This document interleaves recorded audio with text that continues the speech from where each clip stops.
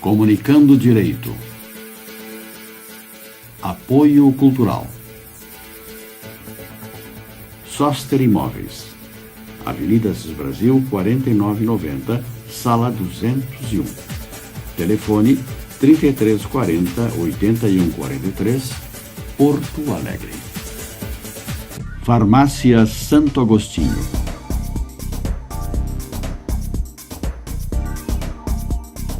Rua Pero Lobo Pinheiro, 2071. Fone 3340-7910, Sarandi. Farmácia Pastoriza. Rua Bernardino Silveira Pastoriza, 561. Fone 3381-3494, Porto Alegre.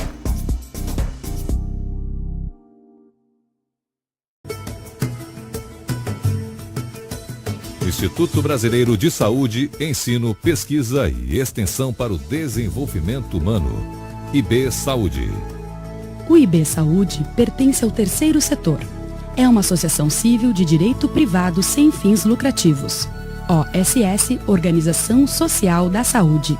Criado em 2005, desenvolve e gerencia projetos nas áreas da saúde, educação, pesquisa e desenvolvimento humano. Celebra acordos de cooperação técnica, convênios e projetos parceiros com instituições de notório saber, como a Universidade de Caxias do Sul, a URGS na Serra Gaúcha, além de instituições públicas e privadas voltadas ao desenvolvimento humano. Tem que mudar, cara. Tem que mudar essa legislação. Não pode simplesmente abrir as portas dos presídios para comemorações. A filha matou a mãe e sai no Dia das Mães. Cara, é incrível, né? Este aqui, para quem não sabe do caso que nós estamos tratando, 2 criminosos antecedentes, um estava cumprindo a pena e saiu para visitar a mãe no Dia das Mães, mas a única coisa que ele não fez foi visitar a mãe, porque ele pegou uma arma, pulou o muro, chegou numa casa, não tinha nada dentro, eles pularam o muro e caíram na casa desse delegado de polícia. Comunicando Direito. Aquela situação do abuso de autoridade, que é onde os direitos humanos, que infelizmente a esquerda, aí, né, os partidos politicamente exploram muito a questão, no sentido de que o policial militar entra lá na vila, ele abusa, ele pedala a porta, a polícia civil vai lá e faz a mesma coisa e tal. Isso não é verdade. Comunicando Direito. Este fim de semana foi marcado por 2 ações no estado de São Paulo de policiais militares durante a folga. Nos 2 casos, os bandidos foram mortos. Um assalto foi no Guarujá, no litoral de São Paulo, e foi registrado pela câmera de segurança da farmácia. O assaltante, Marcelo Moraes da Silva, de 18 anos, começa a perseguir um homem. É um policial militar que estava de folga. O PM se esconde atrás de prateleiras, enquanto outros clientes correm assustados. Quando mais um cliente aparece na parte de baixo da tela, engatinhando, o policial dispara várias vezes e atinge o bandido. Ele morreu. Também hoje de manhã, a policial militar Kátia da Silva foi homenageada por proteger mães e filhos na porta de uma escola em Suzano, na região metropolitana de São Paulo. Ainda não eram 8 da manhã de ontem. Um grupo de mulheres e crianças esperava o portão abrir para participar de uma festa pelo Dia das Mães. Uma mulher com uma criança se aproxima e avisa: "É ladrão, é ladrão." O assaltante aparece, aponta um revólver e avança. Nesse momento, a cabo Kátia afasta outra mãe que estava ao lado dela, saca a arma e atira 3 vezes no bandido. Nós congelamos a imagem porque a cena é forte. Hoje, a policial explicou por que agiu. Eu pensei apenas, defender as pessoas, as mães, as crianças, a minha própria vida também, da minha filha. E deu tudo certo. O assaltante Fábio Luiz Venturi tinha passagem pela polícia por roubo de veículo, receptação, organização criminosa e ocultação de cadáver. Comunicando Direito. Nós estamos aqui num debate com referência à segurança pública, Tribunal de Júri, e a polêmica da policial militar que matou um delinquente num assalto em São Paulo, na frente de uma escola. A discussão é se ela cometeu aquele crime, ou suposto crime que alguns dizem que ela se excedeu, ou se realmente ela, em seu estrito cumprimento do dever legal, ou até a legítima defesa, tenha se eximido dessa responsabilidade de responder esse processo. Nós estamos aqui com o criminalista Dino Veiga, advogado criminalista, atua no Tribunal de Júri e atua em Porto Alegre. Também o delegado Fernando Soares, delegado titular da 17ª, trazendo as suas opiniões com referência a esse caso. Nossa programação será reprisada na quinta-feira, às 13 horas, e poderá ser assistido estes e outros através dos meios de comunicações no YouTube comunicandodireito@gmail.com, através do Facebook comunicandodireito@gmail.com. Delegado, nós soubemos que a legislação ela protege a sociedade num todo. A excludente ilicitude ela abrange não só o ente público, aquele que trabalha com meio de segurança, mas também os demais da sociedade. Não deveria haver uma legislação específica para policiais que agem um estrito cumprimento de dever legal, para não haver dúvida, porque essa policial responder um processo, ir ao tribunal de júri, se sabe que a sociedade que vai fazer a própria julgamento desta policial. E se sabe também que os policiais não estão muito bem com a sociedade, porque a sociedade vê os policiais às vezes como um outro lado. Levar essa policial ao tribunal de júri, será se não seria temerário? Não, Não deveria haver uma legislação específica para isso? Não, eu sinceramente, eu respeito a opinião de todos os especialistas, né? Eu não vejo como esta policial, da forma como ela agiu, no momento que ela agiu e o resultado da ação dela, respondeu o processo. Claro que a lei prevê isso aí, mas o que acontece? Ela preencheu todos os requisitos ali, até se quiser alegar, ela estava de folga, ela não agiu estrito cumprimento do dever, que policial tem que estar atento e disponível à sociedade 24 horas por dia, 365 dias ao ano e 24 horas por dia, e 7 dias por semana. Quer dizer, o policial não precisa estar fardado, ele já usa a arma exatamente para que tenha essa interferência quando necessário. Isto é estatutário, é obrigação do policial. Então, mas se alguém é legal, o promotor achar que não é estrito cumprimento do dever legal, ainda nós temos ali o quê? A legítima defesa de terceiros e dela mesmo. Né? Dela mesma, a direta legítima defesa. Então, olha, os absurdos existem. Eu não vou dizer que ela não venha responder um processo, mas imagina ela tendo que gastar com o processo, gastar com o advogado, para depois, no final da burocracia, o promotor pedir absolvição. Existe casos, doutor Dino, realmente, né? Como o senhor é especialista, sabe mais ou tanto que nem eu. Existe casos que existe a dúvida de como aconteceu a morte, sim. de como o policial matou. Pode ter se excedido na legítima defesa, ele pode ter executado, ele pode ter feito várias coisas erradas. Nesses casos, sim, doutor Cláudio. Nesses casos, ele vai ser, quem sabe, denunciado, responder o processo e no final o promotor vai pedir a absolvição dele. Mas ali, a sorte dessa policial militar é que tinha câmeras. E filmaram em vários ângulos. Tem câmeras, inclusive, de posição contrária, ela de frente. Né? Aparecendo várias outras câmeras ali. Então, essa situação aí seria o maior absurdo ela responder a processo crime. Tem que ser arquivado de plano, porque ela cumpriu o dever, ela defendeu os terceiros e agiu tecnicamente correto. Isso que é o mais importante. Ela puxou a arma, né? No momento da desatenção do criminoso, ela puxou a arma e pum, fez o que as academias de polícia nos ensinam. Deu 2 tiros. Pegou onde os 2? No peito. Que bom. Nós não queremos que morra ninguém. Mas entre um policial que tem e defende a sociedade, que tem um custo do Estado para prepará-lo, que vai ficar anos e anos defendendo a sociedade, e um criminoso que tinha vários antecedentes, O cara tinha antecedente, estava em liberdade provisória e segundo as informações que constam aí nas redes sociais. Então, na boa, vocês me desculpem, é criminoso e não se perdeu nada. E eu acho que, se bem aplicado a legislação, não há necessidade de se ter uma nova legislação. Tá certo. Mas com a situação dessa, o delegado já perdi o cliente, né? Se eu tivesse que defendê-lo, já... Né?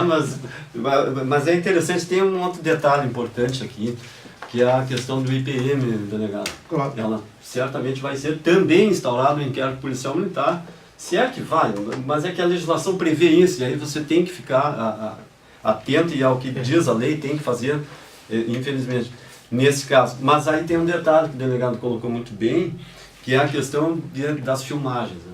Se não tivessem filmagens, poderia sim, daí sim, teria que se instaurar todo um processo.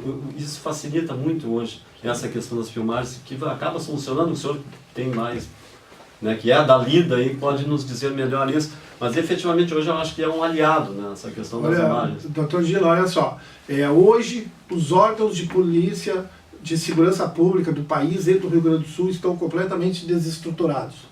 Certo? Então, o policial já luta e trabalha contra tudo e contra todos. Né? Quando ele age corretamente, ele já é criticado, como estamos vendo. Tá?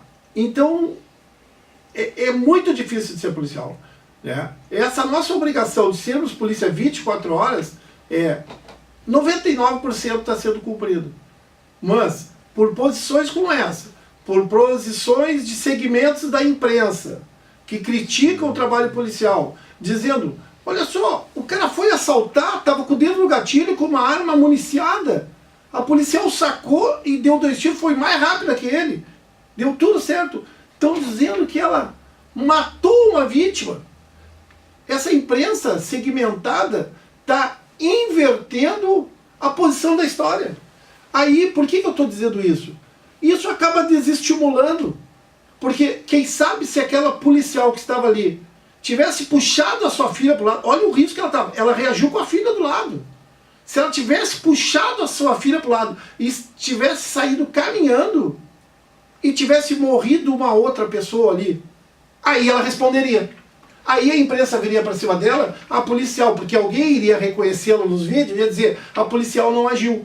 Mas, quem sabe o problema dela seria menor do que estão querendo armar hoje.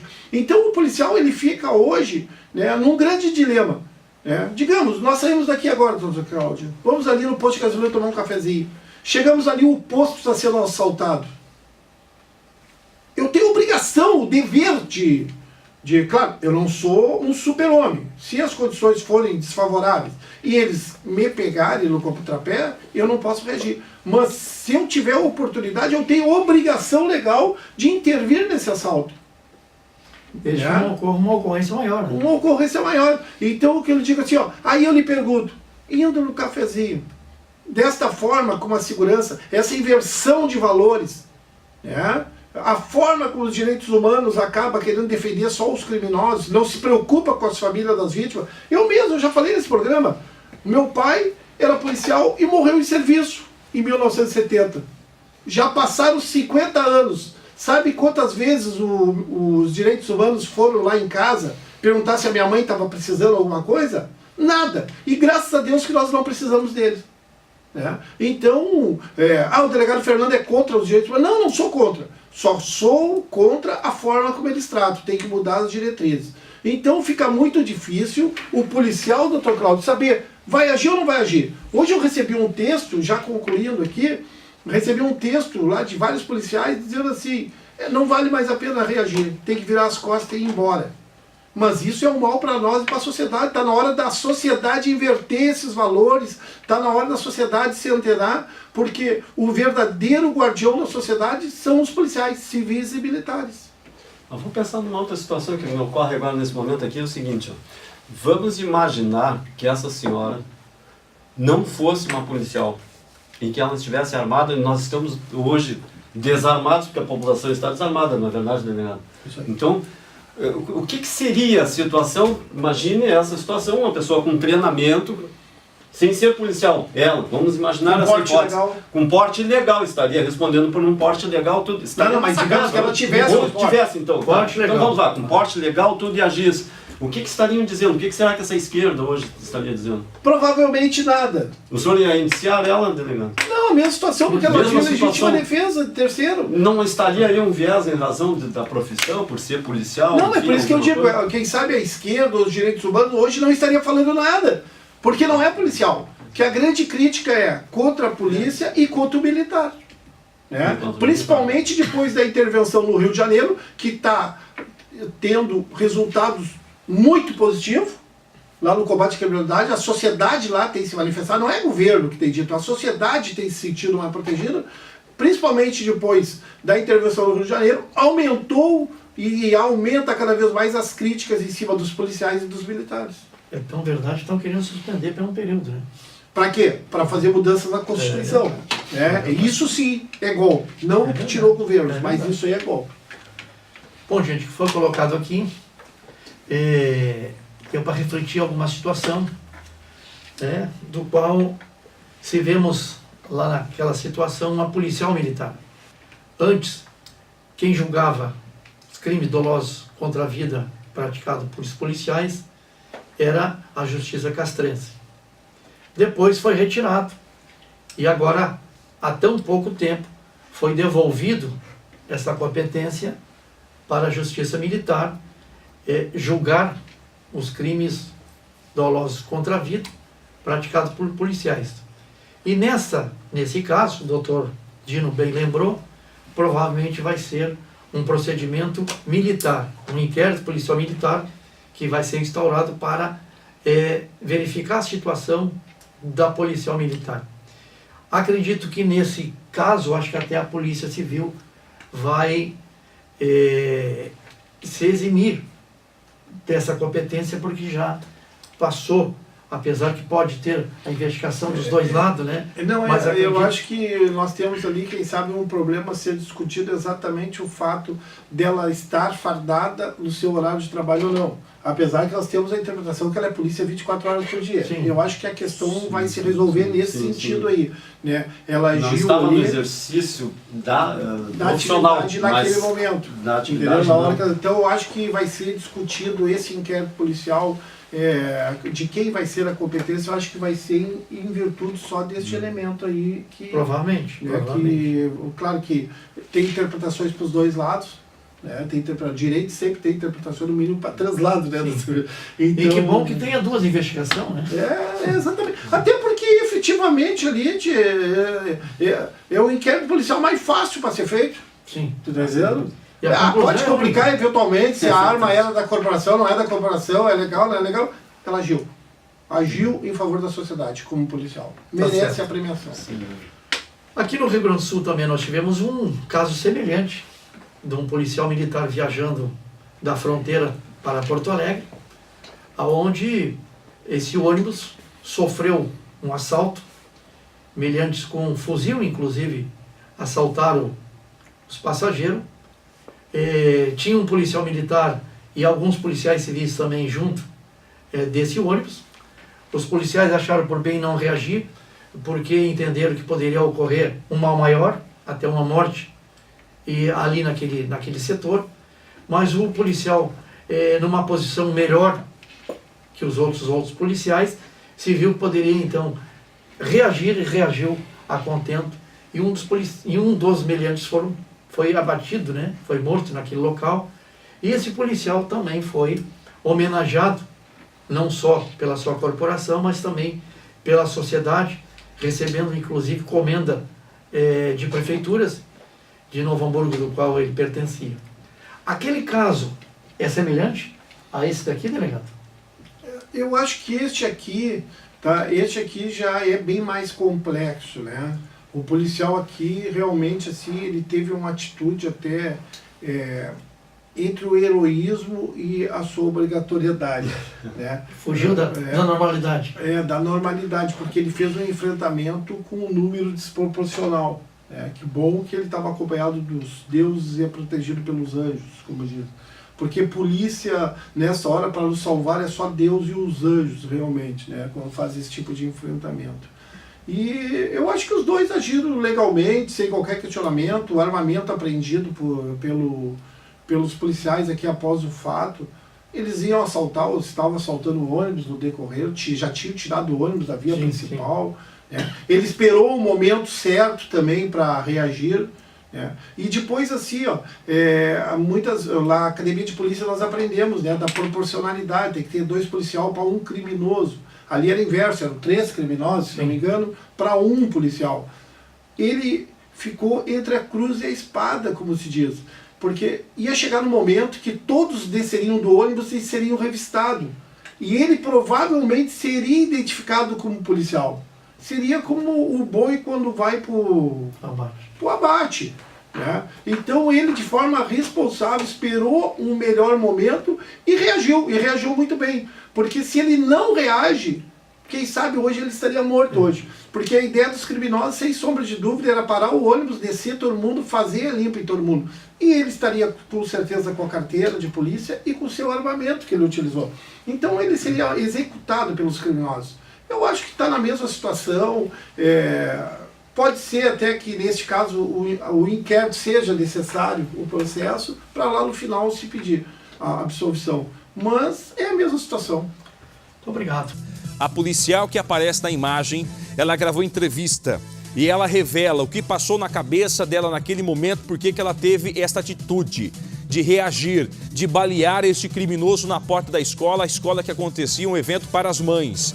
Preste atenção, esta é a policial envolvida na história na ação. Ela é quem aparece na imagem. Preste atenção na reportagem que chega. Fardada e com um semblante sério, a cabo Kátia Sastre desceu as escadas do Comando de Policiamento para receber uma homenagem do governador do estado de São Paulo, Márcio França. O reconhecimento veio depois de um ato de bravura da policial. Sábado de manhã, pais e alunos participavam de uma festa para celebrar o Dia das Mães nessa escola em Suzano, na Grande São Paulo. A câmera de segurança grava a movimentação. Na porta do colégio, uma mãe passa apressada, apontando para trás. Outras começam a observar a rua, aparentemente preocupadas. Um assaltante chega com uma arma na mão. Alguns pais se afastam, outros correm, até que algo inesperado acontece. A cabo Kátia, que estava de folga, saca uma pistola da bolsa e atira no criminoso. Repare que ela espera esta mulher e a filha saírem da frente do ladrão antes de disparar. Kátia está há 20 anos na polícia e tem 2 filhas. Ela levava a arma na bolsa. Estava na bolsa, eu deixo muito fácil acesso, a bolsa muito próxima ao meu corpo, né? Mesmo porque a roupa também, naquele momento ali, na comemoração do Dia das Mães, não ajudaria muito, né?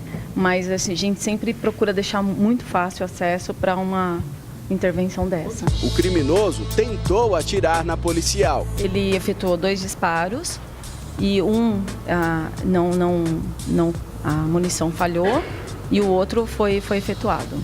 Na hora eu pensei que eu tinha que ter atitude, né? Porque nós policiais, a gente é preparado para isso, né? Nós temos treinamento para isso, a gente tem que ter atitude, pensar muito rápido. E a minha preocupação na hora foi que a minha intervenção fosse de maneira mais próxima a ele, para que não ocorresse o risco de machucar ou qualquer coisa assim, outras pessoas, porque tinham crianças correndo. Então a minha preocupação era que para cessar a agressão dele, de forma que não machucasse ninguém. Uma mãe que estava um carro antes, ela, quando passou pela gente, né, ela falou ladrão e entrou no meio das mães ali.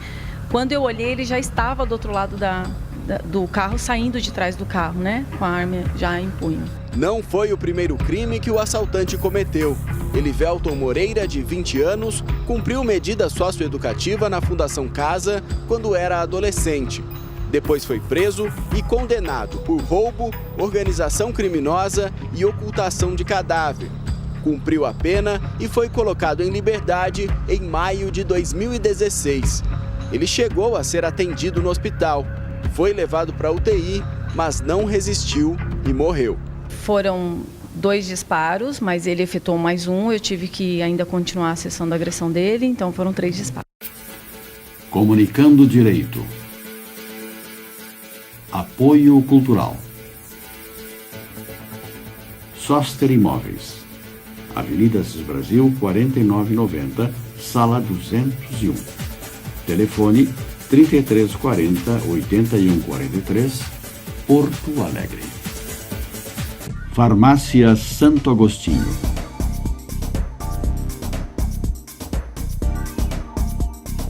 Rua Perulobo Pinheiro, 2071. Fone 3340-7910, Sarandi.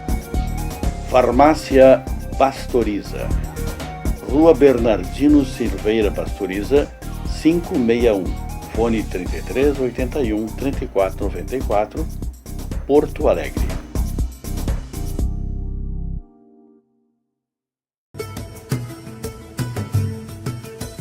Instituto Brasileiro de Saúde, Ensino, Pesquisa e Extensão para o Desenvolvimento Humano. IB Saúde. O IB Saúde pertence ao terceiro setor.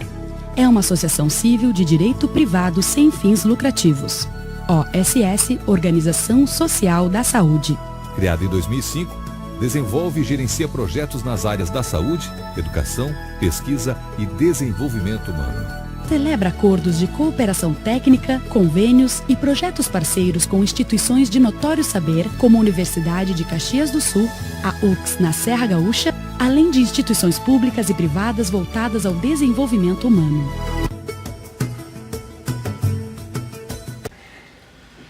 Olá, estamos de volta ao nosso terceiro bloco.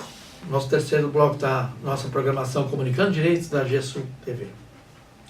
A nossa programação será reprisada agora na quinta-feira, às 13 horas, no canal 6 da NET. Nós estamos hoje fazendo os debates sobre segurança pública, especificamente sobre a morte de 2 delinquentes que foram praticados por policiais civis, por policiais militares aqui no Rio Grande do Sul e agora em São Paulo. Está presente na bancada o Dr. Dino Veiga, Dr. Dino, especialista que atua no Tribunal de Júri na área criminal. À minha esquerda, o delegado Fernando Soares, titular da 17ª Delegacia de Porto Alegre, que abrange o centro de Porto Alegre. O nosso convidado especial, Demerval Mucilo Trajano, não está presente porque está visitando a Europa. Demerval mandou um recado para você, telespectador, da Europa. Bom dia a todos. A gente está aqui direto da Europa, a Holanda ainda, né? Uma a Amsterdã, nós estamos em Londres ainda, Inglaterra, uma a Amsterdã, e quero dizer que a gente veio para cá, para a turma da faculdade, para aprimorar os conhecimentos, tal, na área de direito, na área também de segurança, na área de educação, conhecer novas culturas. Mas já estamos morrendo de saudade do nosso telespectador. Quero dizer para vocês que, se Deus quiser, na semana que vem estaremos juntos mais uma vez. Um abraço a todos, muito obrigado. Observe então que o nosso Dr. Demerval está em passeio, conhecendo a segurança da Europa. Muito obrigado, Demerval, por ter mandado uma mensagem para nós. Doutor Dino, nós tivemos um caso, doutor, do delegado da Polícia Federal morto por uma saidinha do Dia das Mães. O que o senhor me diz dessa saidinha, dessa legislação da LEP, para trazer para o telespectador? O que é uma saidinha Dia das Mães? O telespectador às vezes pergunta, tem curiosidade de saber o que se trata essa saidinha. Pois então, doutor, o que acontece? A LEP, a Lei de Execuções Penais, ela tem, dentro da LEP, nós temos as progressões de regimes, né, que foi o que aconteceu com esse elemento, que ele estava com essa possibilidade, como há outras possibilidades. Agora, todos os anos, na época do Dia das Mães, nós temos a questão lá daquela moça que matou os pais, né, que sai para o Dia das Mães, e a população fica pensando, mas como assim para o Dia das Mães? Ela matou a mãe, né? Aquela que matou a filha, Né? Aquele caso também que matou a filha, aquela senhora sai para o Dia das Mães, uma mãe que matou a filha. Então são coisas que realmente, eu como cidadão também, nós ficamos estarrecidos perante essas possibilidades que a lei proporciona. E aí é interessante observar assim, ó, a LEP, ela é uma lei de primeiro mundo, só que nós não estamos no primeiro mundo e nem temos uma cultura e um aparelhamento adequado dentro do judiciário para que seja exatamente cumprida como ela deveria ser, porque ela é perfeita, essa lei ela realmente ela é de primeiro mundo, se discute muito isso, só que nós estamos no Brasil e não temos essas condições jurídicas, nem o aparato necessário para fazer uma ressocialização, enfim, todas aquelas questões que estão na lei. Mas é um direito que tem, ela proporciona isso, da progressão do regime. Daí que acontecem essas coisas, infelizmente. O que eu digo, doutor Dino, esse ano nós temos eleições. Tá?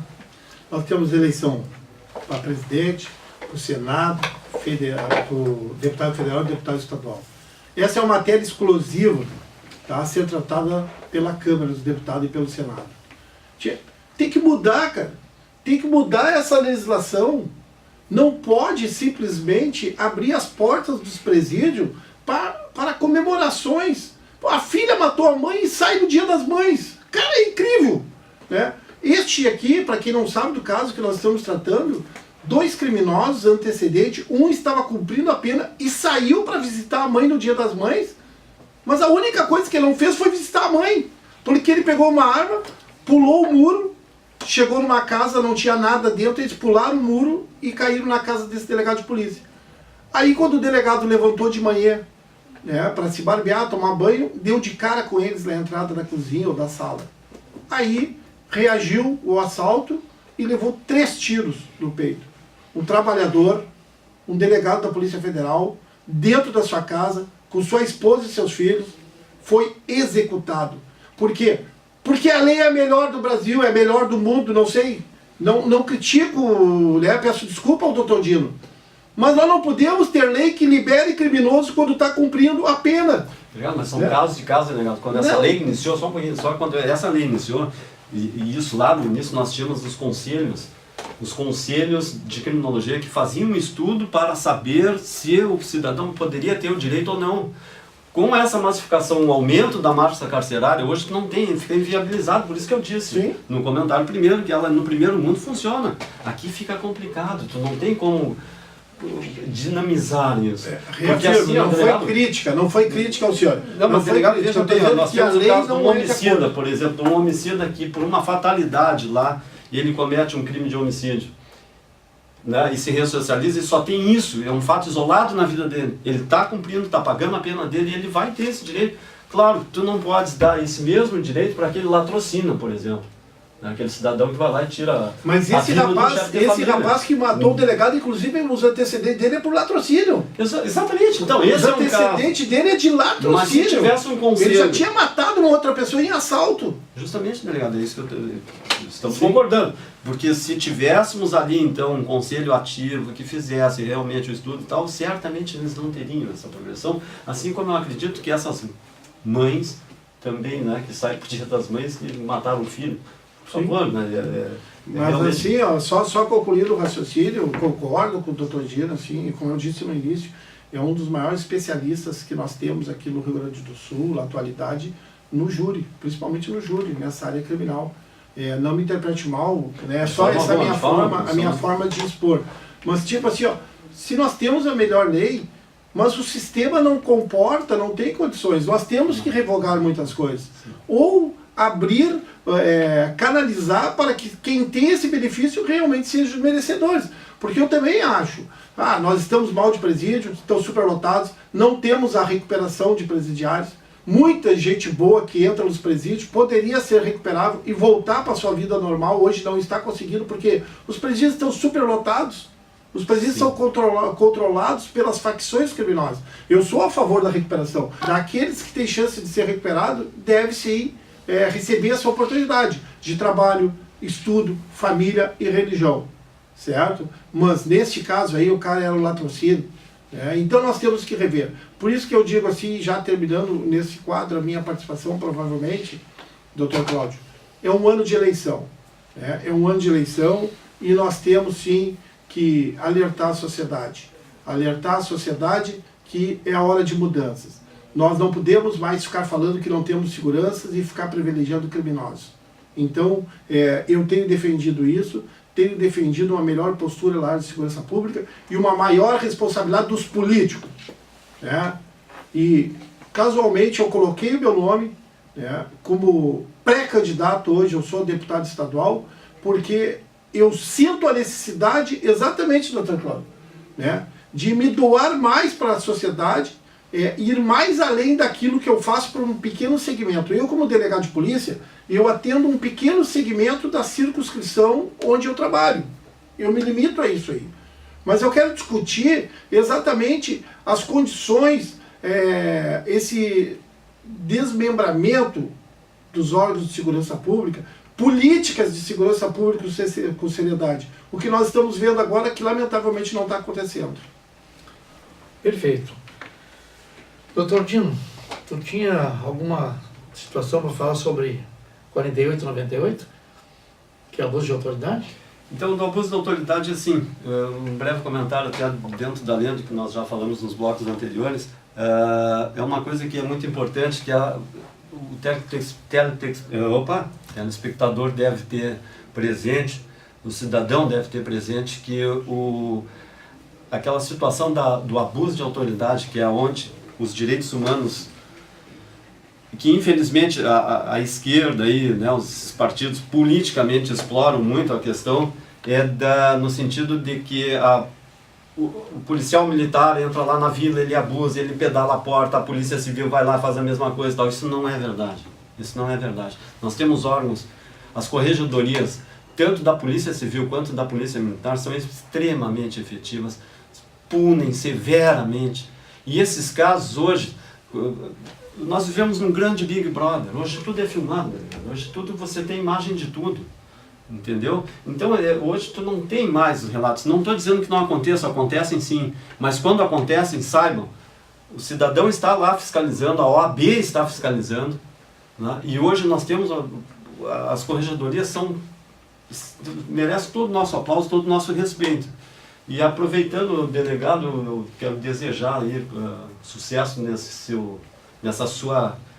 desafio, né? Porque é um desafio, né, enfrentar essa possibilidade de uma campanha para a Assembleia, e dizer que, assim, como advogado criminalista, eu fico feliz de saber que vamos contar com um delegado do seu porte, da sua envergadura, que é um delegado que prima pela nossa segurança, que prima pelo bom trabalho policial. Eu, nos 25 anos que tenho de atuação na área criminal, eu conheço o seu trabalho e realmente dá uma satisfação como cidadão saber que temos essa possibilidade de ter um delegado da sua envergadura, quem sabe aí na nossa Assembleia Legislativa. Parabéns pela sua coragem e obrigado. Tenha o nosso apoio aí, delegado. Delegado Fernando, tem algumas considerações? Eu queria aqui agradecer, né, e estamos sempre à disposição. Num outro programa eu gostaria de abordar aqui alguns tópicos de sugestão como melhorar a segurança pública. E por que eu estou colocando meu nome como pré-candidato. Mas no dia de hoje eu agradeço, eu acho que foi uma participação super importante e estamos sempre à disposição, doutor Cláudio. Tem uma mensagem do Demerval, então? Pô, Demerval, coisa linda. Olha, eu recebi as tuas fotos aí. Aproveita essa viagem, meu irmão, porque depois, quando tu voltar, vai ter muito trabalho aqui para ti, hein? Muito bem, então. Estamos terminando o nosso terceiro bloco da nossa programação Comunicando Direitos da GESUL TV. A nossa programação será reprisada na quinta-feira e através dos nossos meios de comunicações sociais nós temos também a nossa programação, esta e as passadas, através do YouTube, comunicandodireito@gmail.com, e também através do Facebook, comunicandodireito@gmail.com. Até a próxima programação. Muito obrigado. Depois de escalar os muros altos das casas do Morumbi, na zona sul de São Paulo, os bandidos acabaram presos. Esse aqui, atingido na perna e no braço pela vítima, foi pego em cima de um telhado. Renato Oliveira Pereira, de 33 anos, já foi fichado 5 vezes na polícia por roubo. Saiu da cadeia nesse fim de semana para indulto do Dia das Mães. E ontem decidiu participar de outro crime.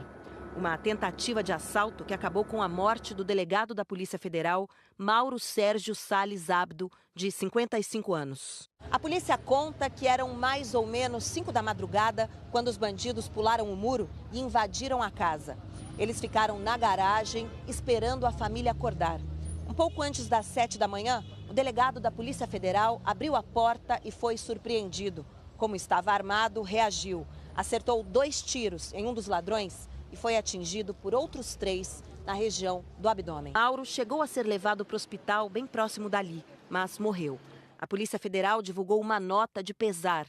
O delegado que atendeu a ocorrência ficou inconformado com o crime. É inconcebível um país sério aceitar uma pessoa que tem 5 passagens por roubo, ter um benefício desse, sair no Dia das Mães e estar aí à solta, realizando crimes. Comunicando Direito. Apoio Cultural. Soster Imóveis. Avenida Assis Brasil, 4990, Sala 201. Telefone 3340-8143, Porto Alegre. Farmácia Santo Agostinho.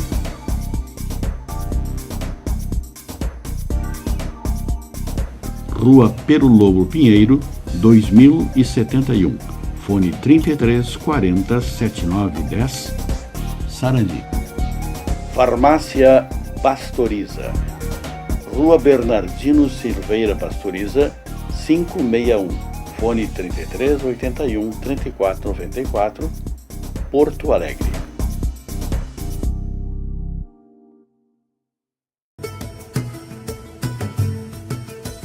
Instituto Brasileiro de Saúde, Ensino, Pesquisa e Extensão para o Desenvolvimento Humano. IB Saúde. O IB Saúde pertence ao terceiro setor. É uma associação civil de direito privado sem fins lucrativos. OSS, Organização Social da Saúde. Criado em 2005, desenvolve e gerencia projetos nas áreas da saúde, educação, pesquisa e desenvolvimento humano. Celebra acordos de cooperação técnica, convênios e projetos parceiros com instituições de notório saber, como a Universidade de Caxias do Sul, a UCS na Serra Gaúcha, além de instituições públicas e privadas voltadas ao desenvolvimento humano. Caros ouvintes e telespectadores do Comunicando Direito da GESUL TV, é com uma satisfação enorme que hoje nós estamos fazendo um programa a campo. Fomos convidados para participar do Fórum IB Saúde Luso Brasileiro, com participação de palestrante de Portugal e Porto Alegre. Estamos início juntamente com o nosso colega Demerval Mucilo Trajano, e com a participação especial da doutora Juscelie Tesselli, do qual representa a Associação dos Bariátricos do Estado do Rio Grande do Sul, do qual nos teve a honra de estar presente numa participação especial, fazendo algumas perguntas. Nós vamos então direcionar o nosso trabalho aqui no IB Saúde, do qual iniciamos às 8 horas da manhã, do qual encerra-se às 11 horas, fazendo todo o acompanhamento. E nós vamos fazer entrevistas, nós vamos fazer alguns comentários, algumas perguntas. O IB Saúde está patrocinado pelo Dr. Vinícius Medeiros, seu presidente, José Medeiros, mestre em Direito, o seu coordenador, e o palestrante internacional daqui, que estará presente hoje, é o Dr. Alexander, doutor em Direito e doutor em Ciências Políticas, do qual nos trará uma dicção entre o direito internacional em Portugal, juntamente com o Brasil. Também trará o Dr. Trovão, também professor de Direito em Portugal, do qual nos trará as informações e os seus ensinamentos na área da saúde do terceiro setor daquele país. Então, iniciamos, então, nosso programa, do qual direcionamos o nosso trabalho com nossos convidados. Bom dia, doutor Trovão. Uma satisfação ter presenciado sua palestra aqui no Fórum IB Saúde, uma satisfação bastante grande. O seu conhecimento internacional me impressionou e tenho a certeza que o Brasil carece de saúde. Tenho certeza que as suas informações, o seu conhecimento melhorará bastante a saúde do nosso país. A minha pergunta, doutor, é se lá em Portugal a saúde é igual aqui no Brasil, com carência de funcionário, carência de recursos, se tem a Constituição Federal de lá, ela é autoaplicável. Aqui não é autoaplicável, por esse motivo nós temos a lei do SUS.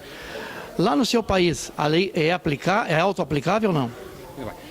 Antes de mais, foi para mim próprio uma honra estar aqui neste evento esse que já tinha, de alguma forma, começado a ter um primeiro momento em Portugal, em Lisboa, na Universidade Autónoma, em 1 de junho deste ano, e dar os parabéns ao IB Saúde e a toda esta dinâmica que nos permite discutir simultaneamente não só dois sistemas, o português e o brasileiro, mas também duas áreas científicas, conforme vimos pelas magníficas intervenções ao longo hoje desta sessão, entre juristas e não juristas, médicos, engenheiros, gestores, etc., que vieram aqui, de facto, engrandecer este momento e dou os parabéns pela organização. No tocante à sua questão, o direito à saúde é ele próprio, e conforme definido, determinado pela Organização Mundial de Saúde, sinónimo de um conceito de bem-estar. Este direito à saúde desmultiplica-se, eu diria, em vários outros direitos. Direitos, conforme referi, inclusive, é que poderíamos dizer como de primeira geração, o direito à integridade física, o direito, enfim, um conjunto de direitos, e esses serão direta e imediatamente aplicáveis.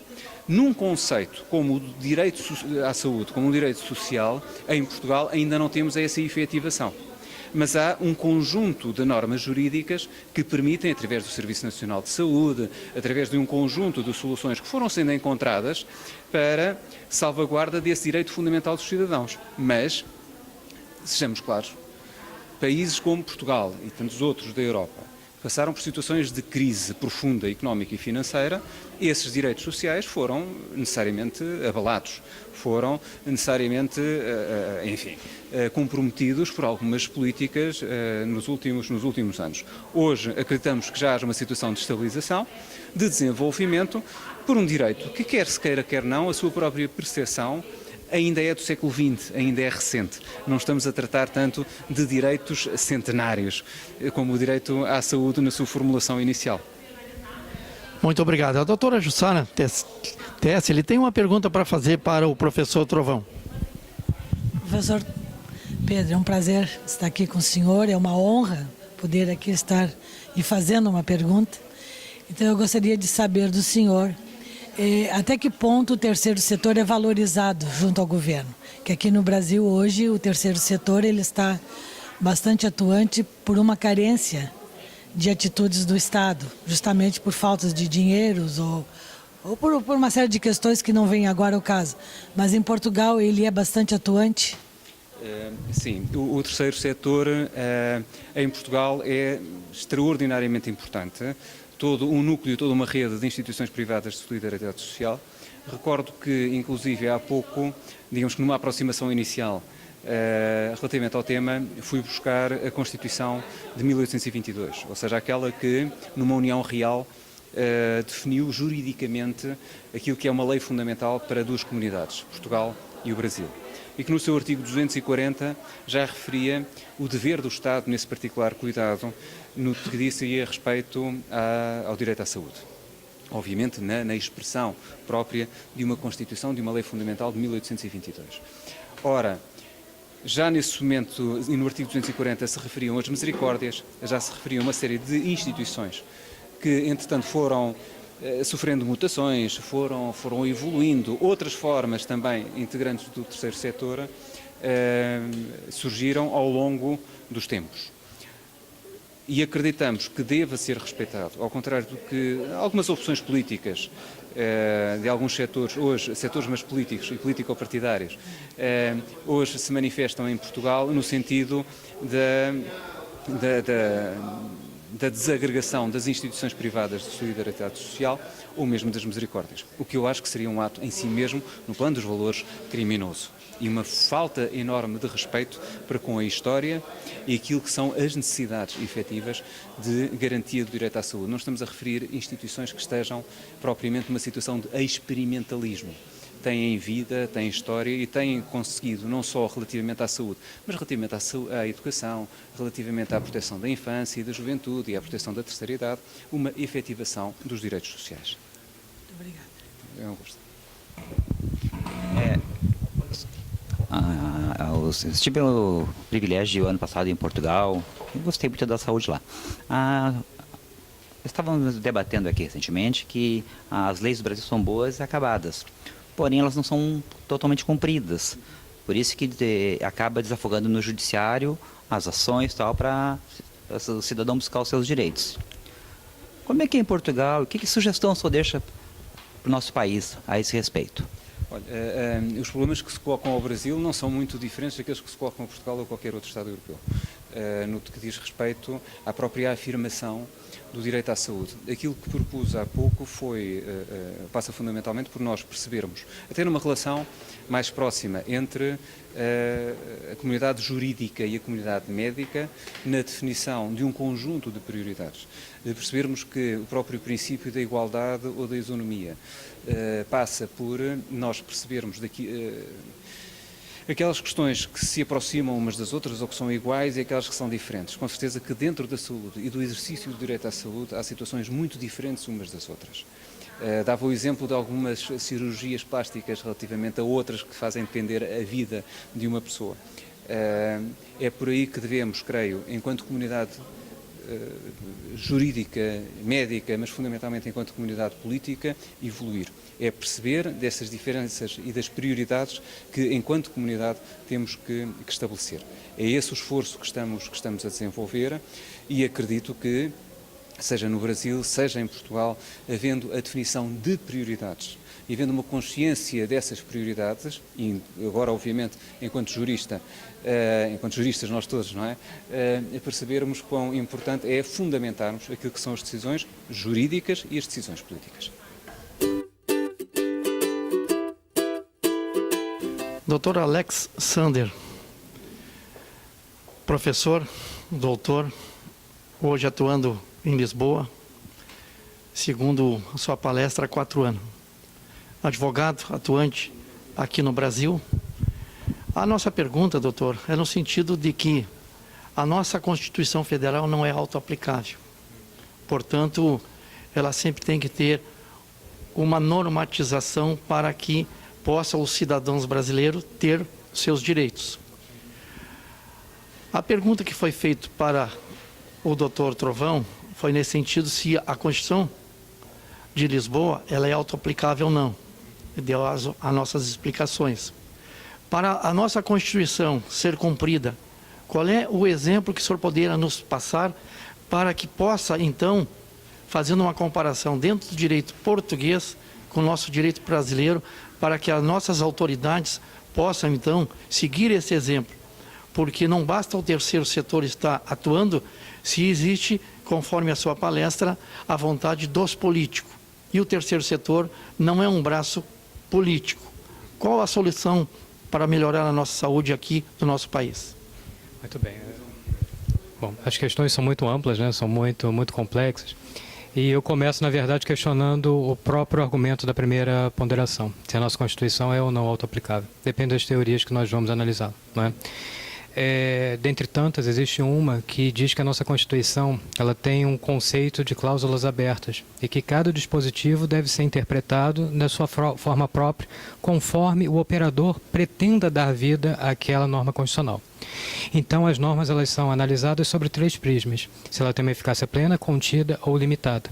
Então, tem algumas normas que, por si só, ela já permite a fruição do sistema, tanto em nível de legislação infraconstitucional, orientando o Congresso Nacional ou os legislativos estaduais e municipais, quando for o caso, né, dentro do próprio respeito à distribuição das competências constitucionais, dentro do limite das constituições dos estados e as leis orgânicas dos municípios, né? Em contraponto que existem outras que não, que precisam efetivamente de uma produção ou legislativa ou de uma interpretação conforme a Constituição, que é dada em instância final pelo Supremo Tribunal Federal. Então, eu prefiro, mais do que ler a Constituição pela sua ineficácia operativa, né, por essa teoria de fruição das normas. Entretanto, existe um ponto que nós concordamos com relação à sua afirmação, que é no que diz respeito à apropriação do povo sobre os dispositivos constitucionais. Uma coisa é nós dizermos, em nível de juristas, como que o operador de direito, especificamente o advogado, pode se valer da norma constitucional. Outra é como o povo sabe quais são os seus limites e como é que ele vai acessar bens sociais primários ou direitos individuais e consequentes dessa afirmação. Nesse ponto eu concordo consigo. A nossa Constituição, falta a ela um instrumento que é o conteúdo de percepção do povo, que nós vamos chamar aqui de sentimento constitucional. Em outras palavras, me parece que a nossa Constituição é perfeita e acabada por um momento histórico que o Brasil viveu. Um momento de mudança de um estado de exceção para um estado pretensamente democrático. Entretanto, dadas as contingências daquele momento, o povo não foi ouvido como deveria. Ele foi ouvido por seus representantes. E a sociedade, ela não teve como ter esse acesso para dizer, sim, isso é bom para mim, isso não é.